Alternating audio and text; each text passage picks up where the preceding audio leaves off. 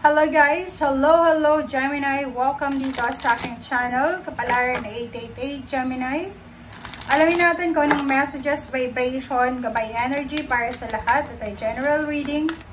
Pwede kang makaresonate. Gamitin mo lang kung ano yung sinasabi ng iyong intuition. Isipin mo lang kung ano yung sinasabi ng iyong intuition. Okay Gemini, first card mo dito is all tied up. Pasensya na, hindi ko kasi makita kung nasaan siya. Okay, next is from your second deck. Okay, Gemini. Material and spiritual prosperity. Okay, Gemini.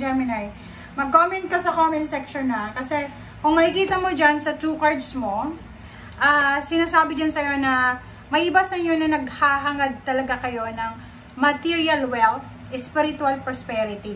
So, ibig sabihin, naghahangad ka talaga, Gemini, ng sobra-sobrang kayamanan. Naghahangad ka ng sobra-sobrang abundance. Naghahangad ka ng sobra-sobrang kapayapaan. Sobra-sobrang blessings, diba? But sa kasalukuyan, pwedeng habang nanonood ka sa ngayon, hindi ka pa siguro naandoon sa kagustuhan mo na yon or doon sa dreams mo na yon. Pwedeng estudyante ka pa lang, nagtatrabaho ka pa lang, retired ka na. So, parang nakikita ko sa'yo dito, Gemini, na medyo ano ka, nasa restrictions ka, medyo nasa sitwasyon ka na kahit gustuhin mo, pero hindi mo magagawa. Parang ganun. Comment down below if you're resonated. Okay, the Emperor. Next card is 4 of Cups. Ace of Swords. Wow, 6 of Rods, and then, wow, 3 of Cups. So, kung makikita mo dito, eto Gemini, ang mga possible na mangyayari sa'yo. Pwedeng hindi man siya sa ngayon, pwedeng sa susunod na linggo, basta mangyayari ito sa'yo.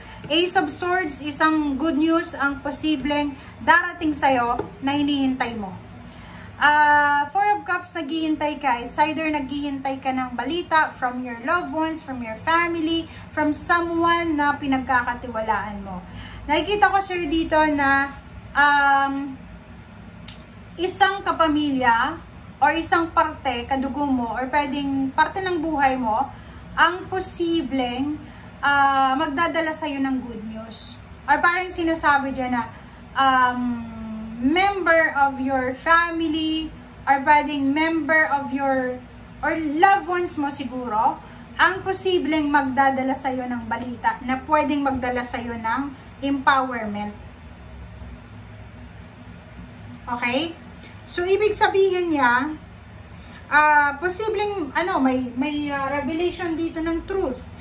Pwedeng may kapamilya ka na mag-aasawa na, magpapakasal na, pwedeng may kapamilya ka na na-promote sa trabaho, may kapamilya ka na posibleng nagkaroon ng bagong baby, basta mayroon ditong stability and balance na posibleng ibalita sa iyo sa linggong ito. Yung iba din sa inyo, posibleng literal ikaw mismo itong makaka-experience ng isang selebrasyon. Like for example, mayroon kang mababalitaan na yung pinsan mo, na-promote siya sa trabaho, nagkaroon siya ng awards, ng rewards, promotion, salary increase, na ipadala siya sa international na branch, and empowerment yung nakuha niya. So, nakikita ko sa'yo dito, parang medyo masaya ka, mixed emotion, masaya ka para sa kapamilya mong yun, but at the same time, meron kang regrets sa buhay mo, parang, or meron ka na pressure na nararamdaman sa buhay mo na parang iniisip mo, paano kaya ako, makakasurvive kaya ako, or ano kaya yung blessings na darating sa akin, or mas magaling kaya siya sa akin, parang ganon. Okay, Gemini. Next card natin is Queen of Rods. So, nakikita natin dito may mga Gemini na nagmamanifest ng financial freedom. Okay? Kahit balikan mo yung mga readings mo several years ago, ganito yung mga energy na pinoposes mo. Yung parang gusto mo na tumanda ka na wala kang problema sa pera. Bata ka pa, yun talaga yung mindset mo eh. Yung mindset mo na, ay, kailangan pagtanda ako, may ipon ako. Ay, kailangan pagtanda ako, may ari-arian ako. Ay, kailangan pagtanda ako, meron akong business, meron akong ganito, ganyan. So, nakikita ko sa'yo dito na lahat ng financial freedom or lahat ng ways para makuha mo ang financial freedom na to ay gagawin mo.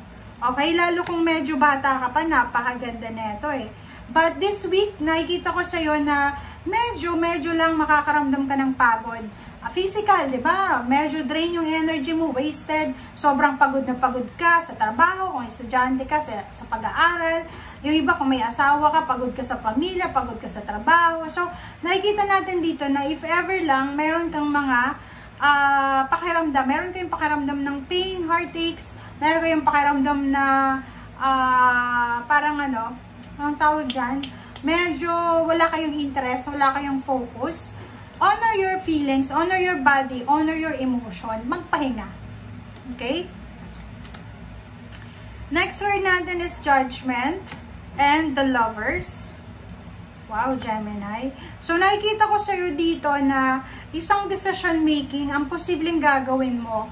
May Gemini dito na posibleng magkakaroon sila ng, kumbaga, heart-to-heart talk with loved ones or pwedeng intimate, asawa, boyfriend, girlfriend, kalibin partner. So, nakikita ko yung heart-to-heart talk nyo is all about the obligations, duties, and responsibilities. So, pwedeng meron ditong magkarelasyon na mag-move in together, di ba? Yung magsasama na, magli-live in na sila, or pwedeng may relationship dito na paghahatian nila yung mga obligations, duties, responsibilities, or pwedeng may magkarelasyon dito na makapag-desisyon muna na cool off muna sila kasi kailangan nilang alagaan ang kanilang magulang or kanilang pamilya separately. Parang ganon.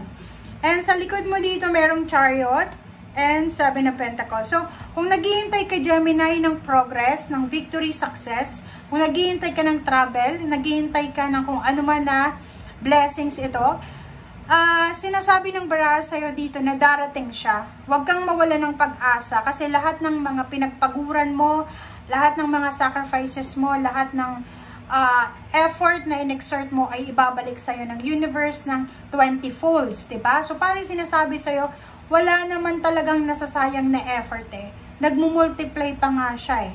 'Di ba? So, kung halimbawa sa ngayon, medyo hindi ka naniniwala sa swerte, hindi ka naniniwala na lahat ng efforts mo ay ibabalik sa'yo, dito, sinasabi sa'yo ng Chariot na maniwala ka na lahat ng sinakripisyo mo ay babalik sa'yo ng doble-doble.